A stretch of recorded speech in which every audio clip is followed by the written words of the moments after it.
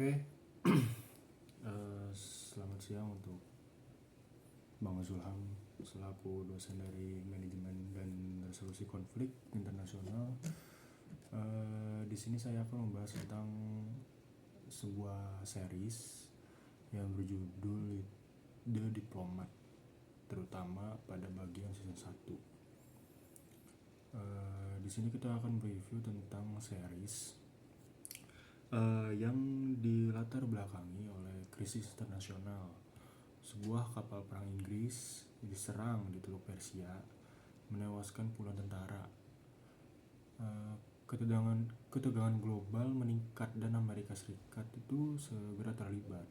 Di tengah kekacauan tersebut, Kate Weiler sebagai pemeran utamanya dengan seorang diplomat kawakan yang dikenal ahli di wilayah konflik di Timur Tengah, secara mengejutkan ditunjuk menjadi duta besar Amerika untuk Inggris. Posisi prestisius namun sangat politis. Penunjukannya terjadi mendadak dan Kate merasa dirinya dipakai sebagai alat oleh Gedung Putih untuk kepentingan politik yang sebenarnya si Kate ini juga belum paham banget gitu. Seiring cerita berjalan, Kate tidak hanya harus menangani krisis militer yang berpotensi memicu perang dunia, tetapi juga harus menghadapi tekanan internal dari Washington. Ia diposisikan sebagai kandidat wakil presiden yang membuatnya harus memainkan peran ganda sebagai diplomat profesional dan politisi potensial, walaupun ia sendiri enggan terlibat dalam permainan kekuasaan.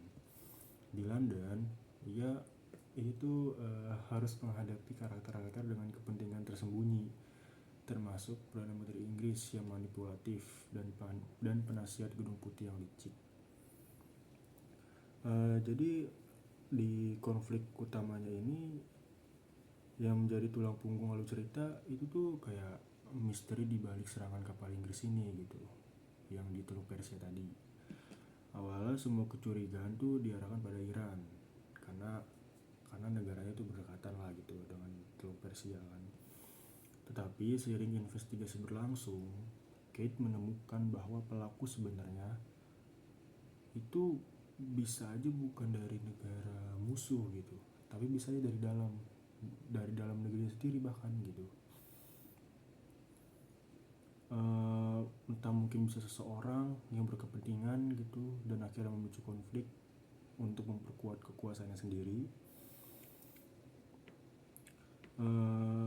Disitulah series diplomat ini menunjukkan kekuatannya.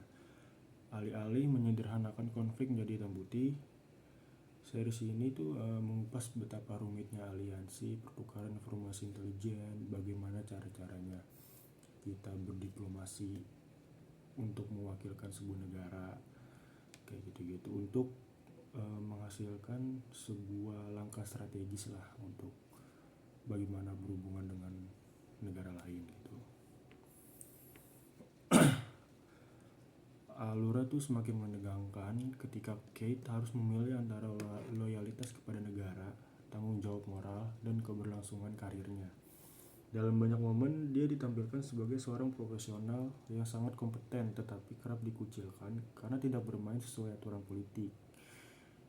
Di sisi lain, suaminya, Hal Weiler, menjadi sosok yang tidak kalah kompleks. Hal yang penuh intrik dan ambisi tampaknya berusaha membantu. Namun seringkali tindakannya justru memicu konflik baru gitu. Jadi ini orang sebenarnya nggak jelas gitu kan. Kehidupan rumah tangga mereka menjadi cermin dari konflik internal yang dialami Kate sebagai perempuan kuat yang terus diuji secara profesional. Plot berkembang nih secara bertahap, namun penuh lapisan, memperlihatkan bagaimana informasi disembunyikan, dirancang, dan kadang digunakan sebagai alat diplomasi.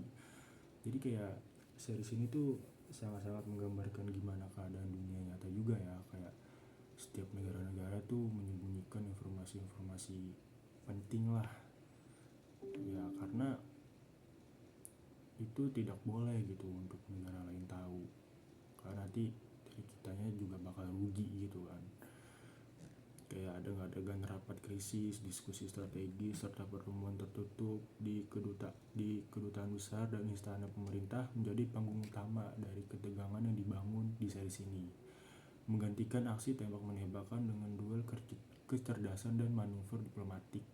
Salah satu klimaks paling mencengangkan terjadi menjelang akhir musim, ketika Kate menyadari bahwa ada konspirasi tingkat tinggi yang lebih besar dari yang ia duga, bukan hanya sekedar upaya provokasi global, tetapi rencana sistematis dari sekutunya sendiri bahkan yang membelokkan arah informasi gitu, dan memanipulasinya gitu. Secara keseluruhan, Diplomat bukan hanya kisah seorang perempuan di panggung kekuasaan global, tetapi juga potret dunia diplomasi yang penuh jebakan, kompromi, dan keputusan yang sulit gitu. Dengan alur cerita yang kuat dan penuh kejutan, series ini menyajikan drama politik yang bukan hanya mendebarkan, tetapi juga sangat relevan dengan dinamika geopolitik masa kini gitu. Jadi kayak di series ini tuh sangat-sangat menggambarkan dengan keadaan politik kita yang sekarang juga gitu kan, tentang gimana negara-negara saling berdiplomasi untuk kepentingan negaranya, walaupun emang dipenuhi dengan keputusan-keputusan yang sulit gitu loh. Kayak seperti contohnya Indonesia dan Amerika dalam membahas tentang negosiasi tarif yang pada akhirnya Indonesia harus mengalah lah dalam tanda kutip ya, karena itu udah bagian dari diplomasinya gitu, seperti yang udah dijelaskan di sesi diplomat ini gitu sebagai contoh lain gitu kan. Jadi ya di Diplomat season 1 ini layak ditonton dan dijadikan bahan refleksi tentang bagaimana keputusan-keputusan penting di panggung dunia sebenarnya dibuat dan siapa yang diam-diam mengendalikannya. Oke, terima kasih untuk waktunya untuk review di Diplomatnya. Terima kasih.